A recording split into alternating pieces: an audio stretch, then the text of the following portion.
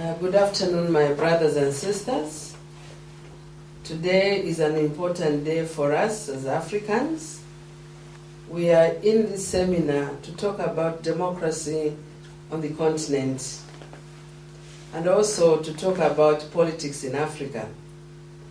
My presentation will be on the Zambian experience and some of our challenges of our democracy in Zambia. I want to give a brief political history of Zambia, which gained independence from British colonial rule in October 1964. We are identified with a major figure in Dr. Kenneth Kaunda, who then led a fight with his many colleagues against the colonial rule. Dr. Kaunda ruled the country under the United National Independence Party till 1991. From 1972 to 1991, he ruled under a one-party rule. That meant you had to be a member of UNIP to be in government. However, as a result of declining fortunes in the economy that saw the complete collapse of the social sector, riots in the country, and an attempted coup pressurized Dr. Kaunda to sign legislation that ended UNIP's monopoly in the political arena, and multi-party politics were reintroduced in December 1990. The church and civil society played an important and active role in the negotiations that ensued after December 1990, and in August 1991, a new constitution was enacted. Among notable inclusions in the constitution was the increase in the number of members of the National Assembly that moved from 136 to 158 members, out of which 8 had to be nominated by the President, and the establishment of an independent electoral commission. The Constitution also allowed more than one presidential candidate, as opposed to the past dispensation where candidates had to be members of UNIP only, and the main characteristic was a sole candidate for the position of president. In 1996, a major amendment to the Constitution limited the presidential tenure to 5 years term. If we look at democracy as defined by the New World Encyclopedia, we are here referring to a form of government and procedures which have legitimacy because they have the consent of the people they govern. The two main criteria for a democracy are, firstly, that the officials exercising power have legitimate authority because they have been elected, as opposed to inheriting that authority or holding it by force. And secondly, the mechanism for changing the government is through peaceful and regular elections, as opposed to revolts, coups, or civil war. From the definition above, Zambia therefore qualifies to be considered as a democratic state, because we have done what it takes to be a democratic state. Now, back to the history of the country. Zambia has seen 4 elected presidents under this new democratic dispensation. From 1991 to 2001, the country was led by the late President Frederick Chiluba under the Movement for Multi-Party Democracy, MMMD. And from 2001 to 2008, the country was led by late President Levi Patrick Mwanawasa of the same party, which was MMD, who completed 1 full term and passed away midway through the 2nd term. And he was replaced by Mr. Rupia Banda, who was his deputy or vice president at that time. He also belonged to the MMD Multi-Party for Democracy. Now, he completed the remaining 3 years to September 2011. And in September 2011, there were other elections. After the September 2011 elections, the MMD lost the presidency to the Patriotic Front under the leadership of Mr. Michael Chirufya-Sata, who is the sitting president. Now, through all these years, the elections were contested by numerous presidential candidates from different political parties. The major characteristic of this change of government was the smooth handover of power from one president to another and from one party to another without any chaos or without any violence. Now, what are the challenges to democracy as we see them, the perspectives and causes? Limited powers of the government.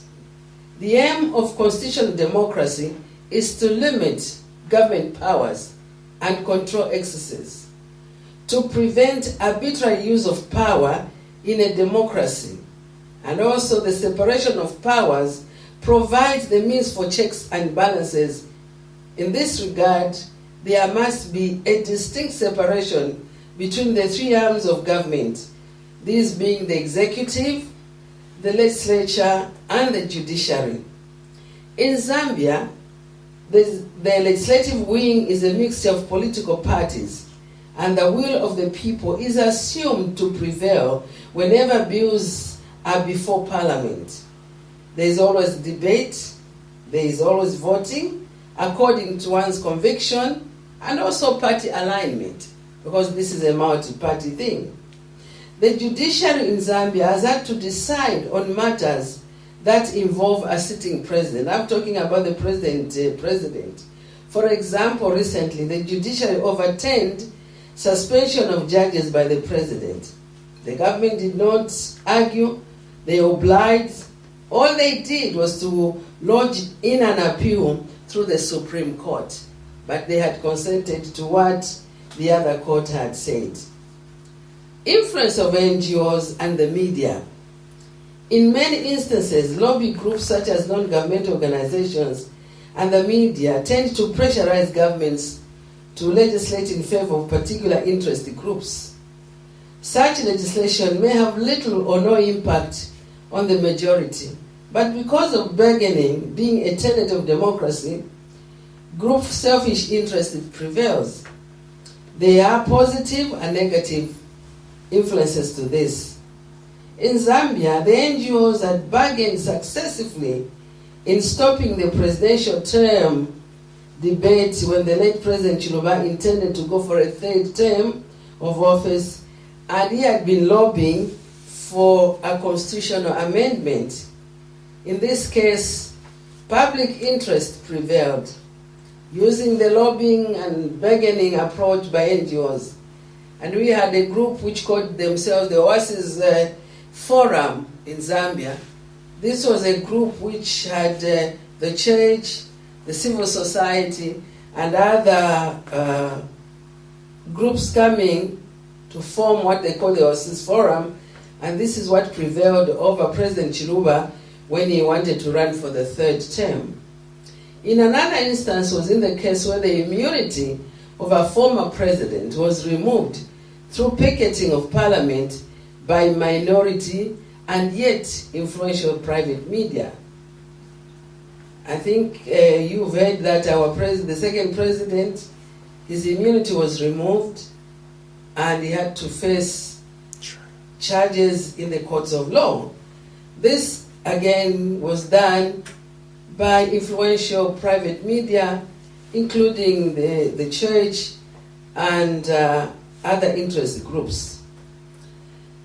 Increased competition. Due to the competitive nature of multi-party politics, you know that sometimes politicians tend to abuse government resources to support their stay in power.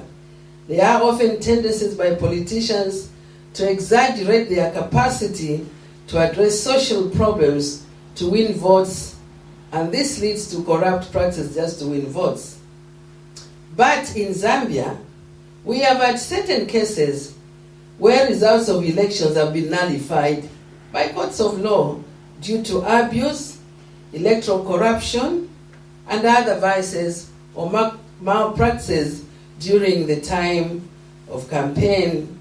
So we see that this is good for a democracy, where they can say, no, there was a lot of malpractice, you were buying votes, and because of that, they overturn, they nullify the elections, and they go to do the by-elections, although this proves to be a costly and painful exercise for the executive, who have to look for funding, to fund the by-elections. But sometimes donors do come in and help so that a by-election could be done. Popularity seeking. These are some of the challenges we find in a democracy. While the separation of powers may exist academically to limit government interventions in what is not their business, the government must sponsor bills that are intended to achieve their search for popularity and perpetuation of their hold to political power. Since the government makes laws, it's difficult to legislate against themselves. In Zambia, laws that may be made to perpetuate the interests of the state are often challenged through judicial reviews by any interested party. It could even be an individual. One such case is on freedom of assembly, where political parties were in the past required to get permission to meet, but this was challenged. They had to get permission to meet, and the police had to give them, but they said no, this is a democracy, and we have the freedom of assembly and the freedom of speech. So they challenged that in the courts of law. So this has been challenged, and now they only need to inform the police of their intention to convene a meeting, and they need not get permission. They do that because they realize these political meetings sometimes bring a lot of problems, so they need the police to be alert to give them security. Freedom of expression. This is one of the most fundamental of all freedoms. It may be difficult to making a rating of rights, but freedom of expression could be rated as one of the most fundamental pillars upon which democracy anchors. Freedom of expression is not just about the media. It can encompass such things as thoughts, inquiry, criticism, and so on and so on. In a democracy, free speech is essential, but it can be harmful if not checked. One must exercise sound judgment about what they say as it relates to freedoms that others enjoy. So you are saying, where is your freedom and where is your responsibility end? This is about the freedom of expression, because I may be saying something that may hurt somebody's feelings or emotions.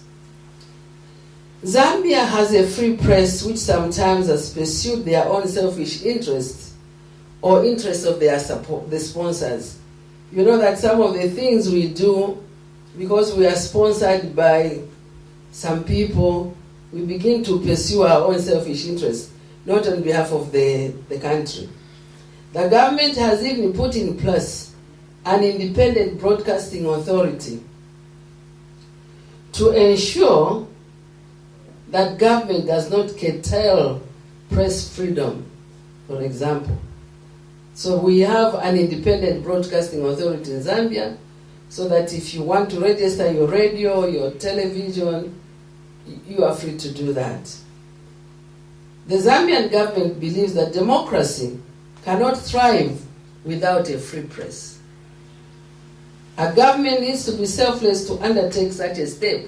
Otherwise, you know what happens now in the continent, where people, we don't want to mention countries, some journalists are in jail now, they have been killed. You listen to the news, you are always wondering what is going on.